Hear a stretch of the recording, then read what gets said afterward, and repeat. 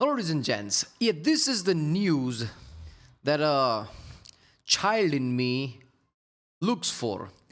A-10 Warthog just did something huge to open Strait of Hormuz. A-10 Warthogs are actively destroying IRC fast attack crafts, mine laying in the Strait of Hormuz. Basically, what we thought it was going to do, people were speculating what it was doing. That is what it's doing. Basically, okay. This is A-10 is basically Mad Max vehicle. It's a big ass 30mm cannon and there's a plane attached to it. That's what A-10 is, with a bucket that is like like high high density, and I basically can stop a lot of bullets. I don't know, all the way to 50 caliber or something, I don't know, but it can stop a lot of bullets, right? So it's basically this is Mad Max. It's basically a bucket bathroom tub that is reinforced that can stop bullets with a 30mm cannon. Everything else doesn't matter. It's just a plane. Yeah, so it's doing insane shit. It's gonna be awesome. This is Max Afterburner, obviously. Let's do this one. It's March 20th, 2026, day 21 of Operation Epic Fury, and A-10 Thunderbolt 2s, also known as the Warthog, way cooler to call them the Warthog, are unleashing absolute hell on IRGC fast attack craft. I remember hearing a stat that when A-10 shoots, it shifts position in space where it is, because that's how much recoil 30mm cannon has. That's insane. In the Straits of Hormuz right now. These legendary close air support beasts are flying low and slow through that tight 21-mile wide choke point, and that has now become a choke point for the A-10's choosing. So the boats have nowhere to hide at this point. You know they're going to be right there in that little area, and they're tearing up those fast attack craft and the mine-laying boats that are trying to swarm and cause chaos in the Straits of Hormuz. They're essentially using that GAU-8 Avenger cannon, 30mm cannon, blasting up to 3,900 rounds per minute of armor-piercing, depleted uranium rounds that turn those lightly armored vessels into basically floating confetti at this point. They've also got precision-guided munitions like the AGM-65 Maverick and small-diameter bombs for surgical, devastating kills. This is straight-up maritime interdiction on a whole new level to smash threats that are threatening commercial shipping and trying to reduce the ability for freedom of navigation for US or US aligned vessels in the Straits of Hormuz. Just in the last 12 hours, these Warthogs have been pounding IRGC fast attack boats along the southern flank of Iran while the regime in Iran keeps spitting defiant rhetoric. Imagine that, even as their navy is in complete flames. At this point, likely after a few of these boats being shredded, the A-10 doesn't even need to shoot anymore. They just stare at the fast attack craft until they surrender. So stay with me to the very end, because the A-10 is uniquely suited for this, and we're going to dive in to all its capabilities, and we're going to talk about how it's uniquely suited to help fully open up the Straits of Hormuz. I mean, look, I'm going to say this about Iran. They recently targeted Diego Garcia. Targeted, I'm using that word because that's the official news. Now, that could mean that they had a ballistic missile planned for Diego Garcia and he was intercepted way long before. Because I'm like, how the fuck this ballistic missile went from Iran to Diego Garcia flying over Lincoln carrier group, because that's what it would have to do. Pass through, like Indian space, like close to it, and then almost hitting Diego Garcia. That would be weird. I'm pretty sure India would be pissed off as well, just seeing active missile passing through its space. And how would Lincoln let it pass through? I'm guessing what happened is they tried to target it and Lincoln stopped it. Because the official word is targeted Diego Garcia, not hit it. And this will change everything that you know about the A-10. But before that, let's do a little bit of debunking. So the IRGC released this very video. They said in a statement, "Thank you for touching this, because I found that video. People told me that's an AI video. I didn't know about that, so I wanted somebody to explain it." That they have footage where they have shot down and targeted an American F-35. Is that supposed to be an afterburner? What is the line? Is that supposed to be afterburner? If that's the case, what the fuck? That's not how F-35 works. Why would it have afterburner on at that scale? Why would it be flying through? That's not stealthy. What? 5A Lightning II with a surface-to-air missile in the skies over Iran. And these reports follow the fact that an F-35 did make an emergency landing, but the IRGC is saying that it was damaged from hostile fire. There's the strike. Okay, so it basically blew up the entire aircraft in that thermal video. I mean, if an aircraft takes a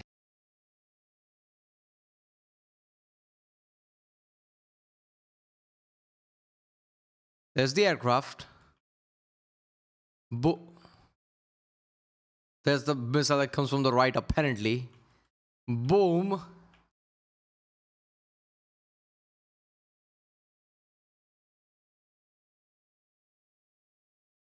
Do you see this shit? What is this line? Is this supposed to be from the afterburner? Where is anything of the plane? How are the flames from the afterburner still intact, but plane is completely disintegrated? Do you see kinda silhouette of a plane, but it's not there? This is a doctor fucking footage. Why didn't I see this the first time? Oh, this is pissing me off. I should have seen this.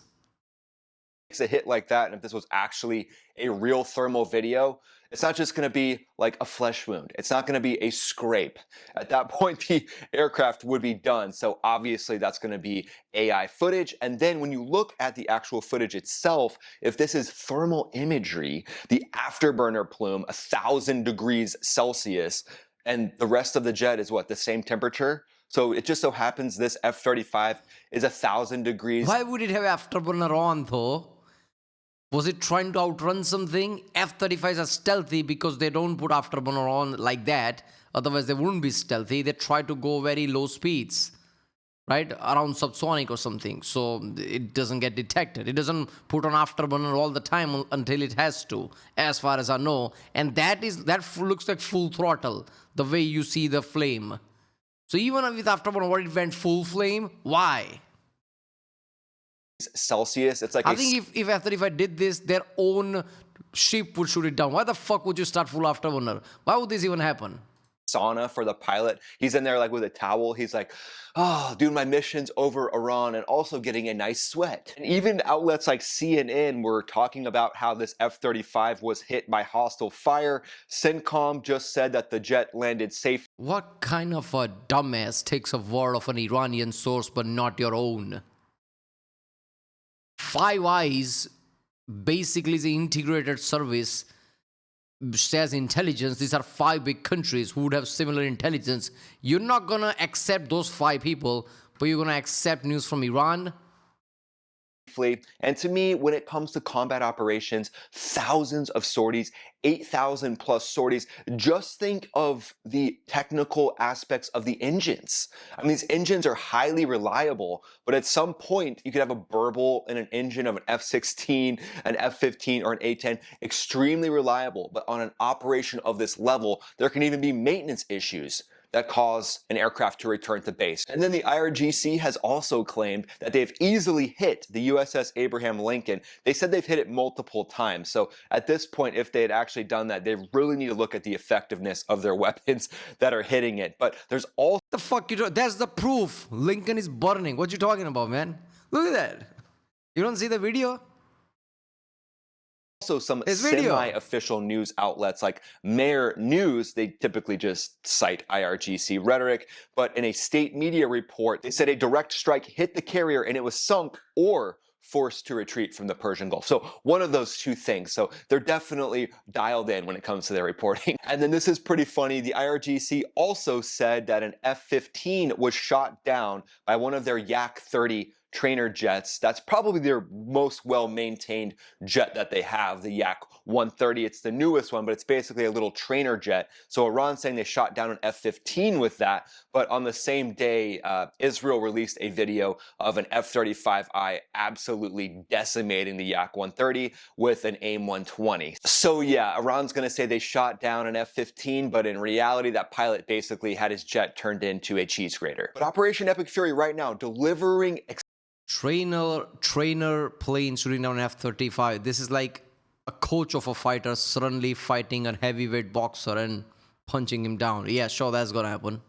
exceptional results. Over the last 12 hours, we've seen the A-10 being spotlighted as actively hunting and destroying Islamic Revolutionary Guard Corps fast attack boats, mine-laying boats, other small boats that are threatening global energy flows, and they're threatening allied vessel assets in the Straits of Hormuz. But again, that GAU-8 Avenger cannon, so some people have asked, with a gun that accurate, would it just slice through one little spot? Well, there's actually a little bit of dispersion, so even if you're aimed at the exact same spot, each bullet is going to hit a couple feet away from the other one to cause maximum amounts of damage to like a hull in this situation. But these Warthogs are executing low, slow strikes. They're right in the heat of it, striking these fast attack craft to keep the straits open. This is the exact low and slow, high lethality missions that the aircraft was designed for, but typically it was designed for close air support to be doing this along land, but it's obviously not too far of a stretch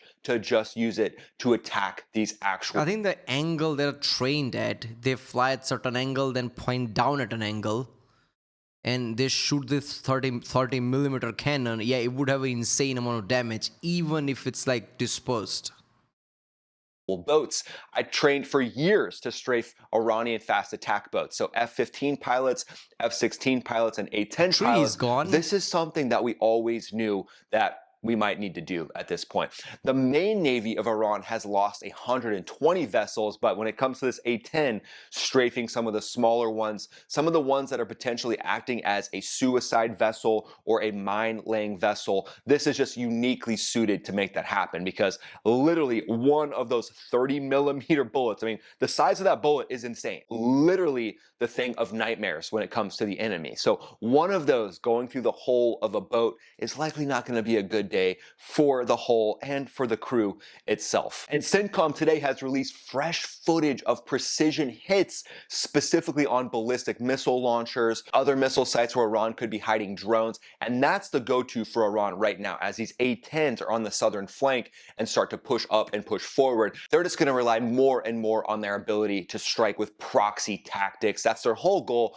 Cause pain through energy infrastructure as long as they can, but this is desperation. They're on their deathbed, in my opinion, and they're just throwing everything they can before at some point it's just going to get less and less, and then eventually it'll get down to a point where I believe the regime itself will start to crumble from within. So if you're in the IRGC, those are all pretty much temporary jobs at this point, but the latest spokesperson said that they are vowing to target US-linked Gulf energy facilities, promising continued resistance and fighting for as long as it takes. And they're also threatening that they have advanced missiles now that they can use on regional targets, and they're selectively allowing tanker like Diego Garcia. Okay, they said in the past that Iran does not have missiles to go anywhere near Diego Garcia, like that range.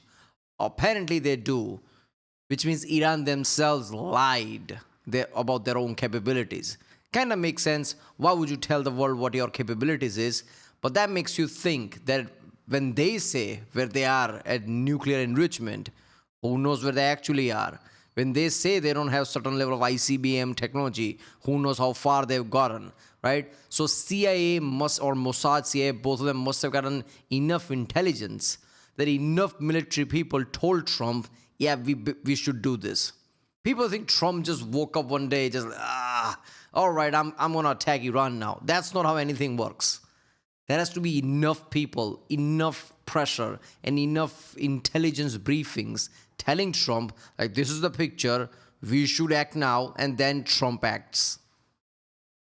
Transits. Obviously, the U.S. is really the ones that are selectively allowing the tanker transits Iran. I mean, there's an A-10 up there with depleted uranium rounds. So yeah, IRGC, you guys are the ones that are definitely allowing someone to pass through the Straits of Hormuz. Yeah, good job, little buddy. Yeah, the A-10's up there like, aw, you guys are so cute. And when people have asked, well, if there's a 90% reduction in the missile strikes, why are they still launching missiles? How are they still able to do that? Well, like what we saw yesterday was them striking Gulf infrastructure. Let's say they launched 10 missiles and they still have, missiles left. We're obviously taking care of that problem every single day, but out of those 10 missiles, 1 or 2 could get through. Guys casually walking out with Takeshi 6'9". Yeah. And so at the end of the day, there's going to be those little one-offs that make it through, but that, in my opinion, is going to just get less and less and less, because yesterday was the biggest day of strikes on Iran, and that's coming straight from the Department of War. Pete Hegseth, Secretary of War, said yesterday was the biggest level of strikes on the Islamic Revolutionary Guard Corps. So things are ramping up, things are going into How full old is Pete? I didn't know he was old. Like, he has white hair. Damn, all right. I thought he was a bit younger. I don't know. Afterburner, and that just makes me feel all warm and tingly inside thinking about full afterburner. The Straits of Hormuz, 21-mile wide choke point, that's the last domino. And that's what Iran wants to think that they're going to completely control forever. Their fast attack craft, mine layers, that's their big tool. And if you've seen me do any of my lives, we talk about the targets that are along that coast. Hundreds, if not thousands, of these little small attack craft. And they're all lined up perfectly. They all look exactly the same. And remember, Iran doesn't give really any money to their people. They send an oil tanker to China, they get $100 million, and they use that to buy these small attack craft. They disguise civilian vessels with military hardware. Yeah, these are not the local population's fishing boats. This is what the Islamic Revolutionary Guard Corps has put all of their country's treasure into, and those boats are meant to cause chaos and havoc in the Straits of Hormuz in a situation just like this. But the A-10 Warthog has a little something to say about that. This is something I wanted you guys to know. The A-10 Warthogs are also crushing Iranian-backed militias in Iraq. They're flying close air support missions against militia positions, convoys, weapons caches that the IRGC has used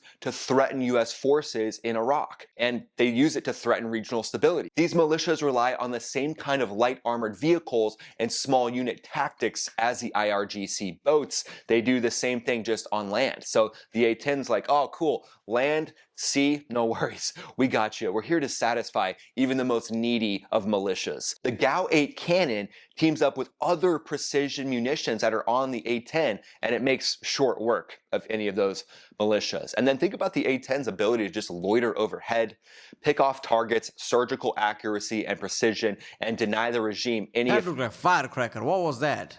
effective proxy responses on the ground. That's probably something that's really scary to the regime, because the proxy responses is what they always relied on. You know, it's like the mafia boss who has the all-purpose muscle. They don't want to do it themselves. They just want to activate their bodyguards, which are these proxy armies, and have them wreak chaos. But who knows? At this point, they actually might still be getting some reports of their proxies being crushed. It's like the A-10 just slid into the DMs of the IRGC, and the IRGC is like, no, we don't want to swipe right, but this thing's so cool. It's got such a cool gun. Okay, we'll swipe right. That gun's just so sexy. Now that we've seen what Iran's saying and how their proxies are getting hammered too, let's look at the hard numbers and official words that prove that the US right now are the ones. A weird analogy about that, but yeah, it's not like some mafia boss don't want to do anything and on their bodyguards, proxies in this analogy do thing. No, is the mafia boss is getting constantly punched and saying bodyguard to do something, so it distracts the guy who's punching, so goes to punch the bodyguard and not the mafia boss. I guess that's what's happening. If proxies cause enough havoc everywhere else, maybe America backs off. Maybe America thinks this is like too much, is it even worth it, and backs off. That kind of thing.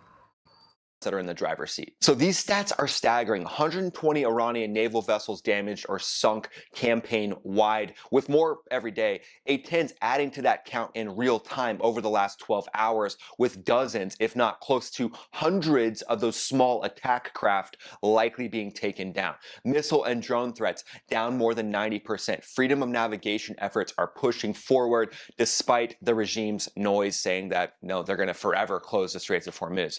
Chairman of the Joint Chiefs of Staff, General Dan Kane, confirmed it straight up yesterday in a press conference with the Secretary of War, Pete Hegseth. He said the A-10 Warthog is now engaged across the southern flank, targeting fast attack watercraft in the Straits of Hormuz. That's the kind of clear, no-nonsense statement that, I don't know about you, but gets me a little fired up.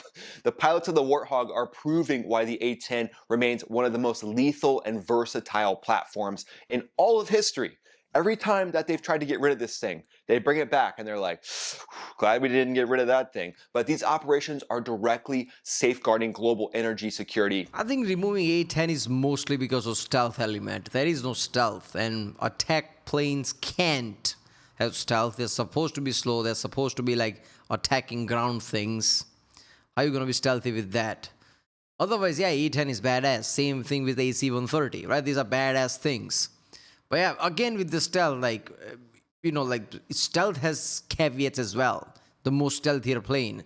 So, using A-10 in any more advanced scenario where you're fighting a force that's like kind of advanced, which is not really the case with Iran, but imagine China or something, right? So A-10 doesn't work there. But yeah, this is a perfect scenario where for 2 weeks you destroyed most of the anti-air defenses, mostly air dominance. Now you can use A-10. And yeah, when A-10 works, they work. Right now in the Straits of Hormuz, and it's just going to ramp up every single day and pound those Iranian threats more and more and just show that their threats are extremely empty. But how exactly is the A-10 pulling this off with such devastating effect and having so many of these little boats? And those little boats, could have man pads on them. Those are those shoulder-fired missiles that could definitely cause an A-10 a lot of problems. So let's break down the platform and the weapons and make it unstoppable in this fight right now. The A-10 Thunderbolt 2, call it the Warthog. Can we please just call it the Warthog officially? Can we just change that everywhere, please? But it's built for this kind of fight. GAU-8 Avenger 30. I thought its name officially is Warthog, but apparently it's not. Millimeter cannon, 7-barrel Gatling gun beast that spins titanium armored rounds at insane rates. It's perfect for turning fast boats and mine layers into scrap in seconds. It teams up with precision munitions like the AGM-65 Maverick missile for standoff kills and small diameter bombs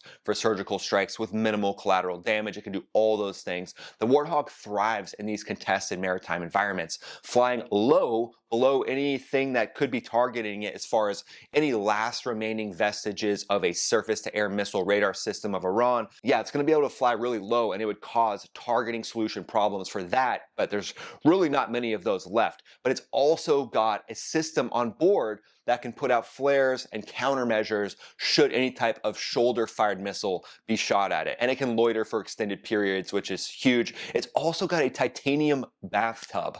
So you're basically surrounded by armor as a pilot in this thing. Amazing. Redundant systems for the flight controls, self-healing wings where a bullet can go into one of the wings and then it just fills up with foam.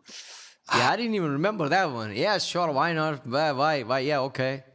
Self-healing wing, why not? America just did that thing. I don't want to curse too much, people don't like it. But yeah, America's like, you know what? Yeah, we give the pilot bathtub, but what about the fuel? We can't really give it the bathtub. How about, oh, I know, super villain level thing, insane technology, self-healing wings, straight out of alien technology. Yeah, okay. Yeah, I never knew that about A-10, but that makes sense. I said that in one of the videos like a year or two ago.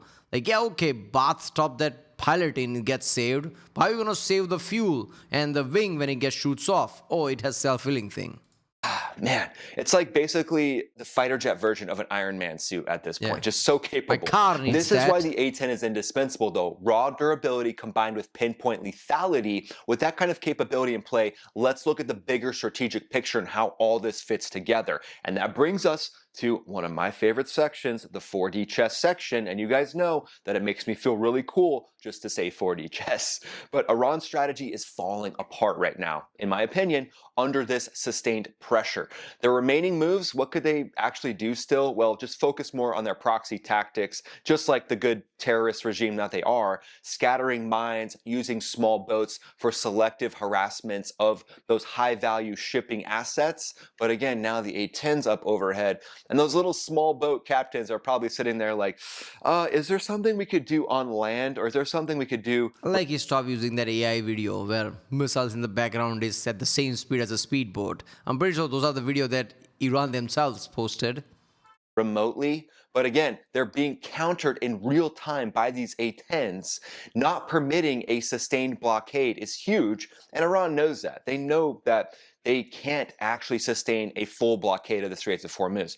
Traffic is reduced, it's still moving, and control now is moving day by day, just incrementally moving that little meter, shifting decisively to the US. But it's not going to happen overnight. Remember the target. Yeah, I think if they blockade completely, China would be pissed off, and so would India.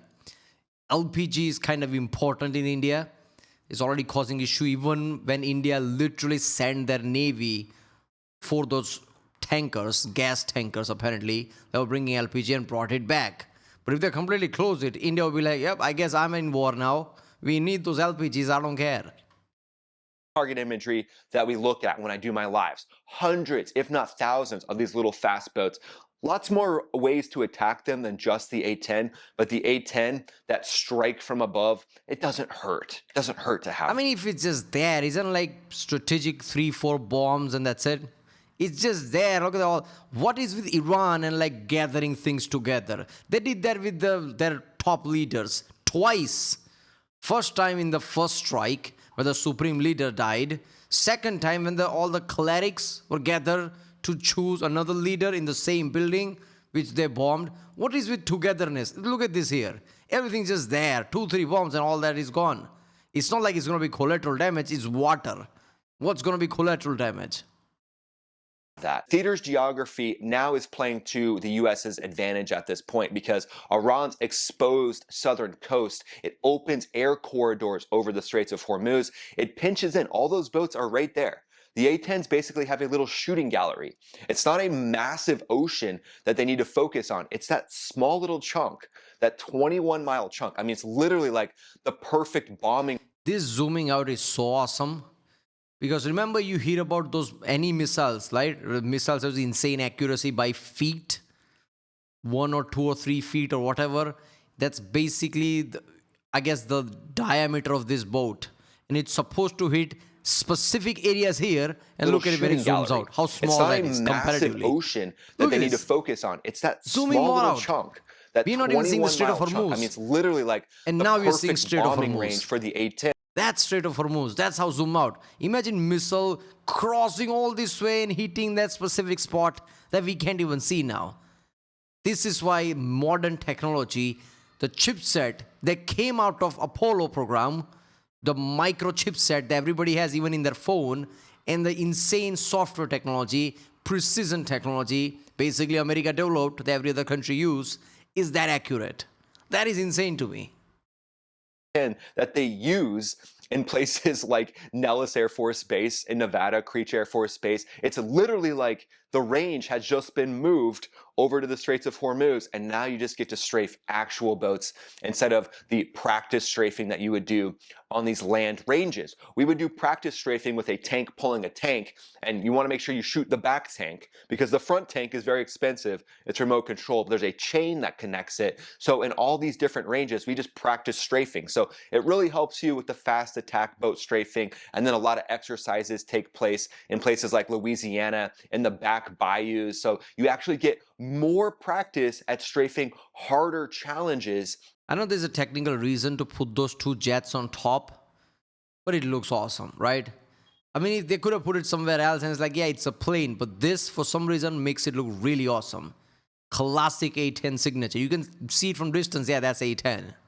In training, where these boats can be diving and ducking into small coves, you can't really do that as much in the Straits of Hormuz. You're right there, you're exposed, 21-mile swath, and basically just a shooting gallery for the A-10 at this point. Persistent low-level presence, basically like a video game at this point with every IRGC boat that gets hit, just like 100 points pops up in the jehemics of the A-10 pilot. Can we get that adaptation made? That'd be pretty sweet. But this regime is increasingly being isolated, in my opinion. Their offensive capabilities are being shattered, and this focused A-10-led maritime interdiction is accelerating. Yeah, his point, okay, I don't know how many people are video gamers, but that point makes me think there are games where you do certain things in the lore-wise, in the story-wise, you do certain things for yourself, the protagonist, and doing that gives you money.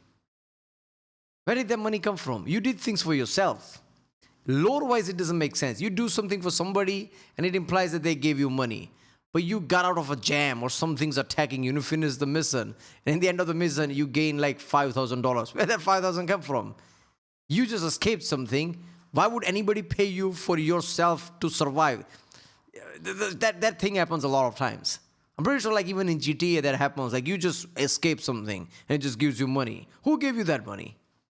accelerating the path to full freedom of navigation, which I predict will happen in a couple weeks. A-10 Warthogs could shift into non-stop combat air patrols over the Straits of Hormuz 24/7, teamed up with combat collaborative aircraft if they've actually been released into theater. And those CCAs could be actually striking the boats themselves. We've seen the Anduril Fury fly with an AIM-120, so it's not too much of a stretch to put a Hellfire on that thing. Yeah, Enduril put out a video of Fury, I guess, just a few months ago before all these things started. I'm guessing it's like operational stages. I don't know. I mean, this is like really good because literally 5 or so people died in KC-135. That's a tanker. This is an unmanned tanker. Anytime any lives are not at risk is just a good thing. Using this would be awesome. Especially MQ-9s. I mean, having a net of MQ-9s up over that area, that's the workhorse. And the Marine Expeditionary Unit has their own MQ-9s, and they're on their way there. So basically I'm not gonna lie, the Fury, MQ-9s, Predators, and all the type of drones with drone fuel tank, if US just uses that would be a flex that we are officially entered alien technology. No human is involved. It's all drone warfare, and we are the only one who doing it. If you shoot down anything, that's just money for us. Net over the sky of the Straits of Hormuz, led by the A-10, teamed up with the MQ-9. And then, if that's not enough, the A-10, the flying tank, the MQ-9, the silent hunter in the sky, we're just going to bring in 2,500 of the most hardened warriors that the U.S. has, with the Marines coming in to do whatever it is they need to do. To just, tell the IRGC, hey, hello, the A-10 was fun, but now you get to deal with a Marine Expeditionary Unit, and it's not going to be a good day for anybody who's on the business end of that MEU. But the Close Air Support Wing, also in the MEU, F-35Bs, vertical takeoff and landing, just ready to crush it. It's going to be a bad day for the IRGC, but again, this isn't going to happen overnight. Never discount the enemy, right? This is a tactical problem that takes a while. And I've studied this for years, but I think the US is on the right track, especially now with unleashing the A-10 on these waterways. Likely the bad guys right now are not getting a wink of sleep knowing that this thing is up there. Bottom line, there is no reason to use A-10 unless the specific use, which is speedboats. Otherwise, only reason you use any A-series plane is to support the troops, which are not there. But if Marines, some reason, get involved, capture specific places instead of Hormuz, I think they would put AC-130 there as well. Because officially troops are there, they might need ground support. So A-10 is there, obviously, but AC-130 might also be there now. If they put them on the ground for so... I mean, they're probably going to do that. Otherwise, there is no reason to send people there. There's already destroyers there. There's already like 3 carriers there, essentially. If you're sending literally a Marine unit there, you're going to use it. Military doesn't just waste money on fuel just getting there. They're going to do something.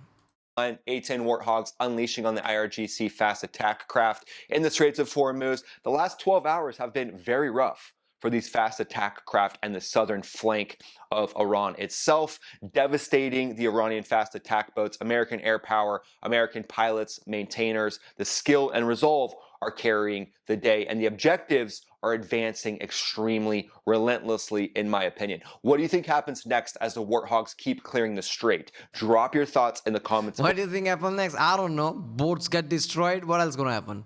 Below. Would love to hear what you think, and then go ahead and follow me on X, follow me on Instagram. I'm posting there pretty much every day, and then join the Max Ready Room. Watch me do lives. I'm doing them pretty much every day at this point. I'm out traveling right now. I'm in Washington, D.C. I'm not gonna lie, all those all those streamers out there, influencer who do risky things. There are no influencer who can go to like, I don't know, UAE or where the Strait of Hormuz is and picture things. I'm here in the Strait of Hormuz. Oh, look at the A-10 flying by. We would get so many images. Badass images of A-10 doing that thing, other planes doing that thing. That would be awesome. In the age of like insane tech we have, I've seen people jump inside and take photos of like volcanoes and things. I'm surprised no streamer is doing that. I'm in the Strait of Hormuz, I'm doing this and that, whatever. I'm in Oman. Oh, look at that, there's the striker group. Oh, there's a missile flying. There's no footage, come on. Don't do that. That's risky. Yeah, I don't know. All right, there you go. A-10 Warthogs just did something huge to open Strait of Hormuz by channel Max after Burnham. If you like my reaction, subscribe and I'll see you next time.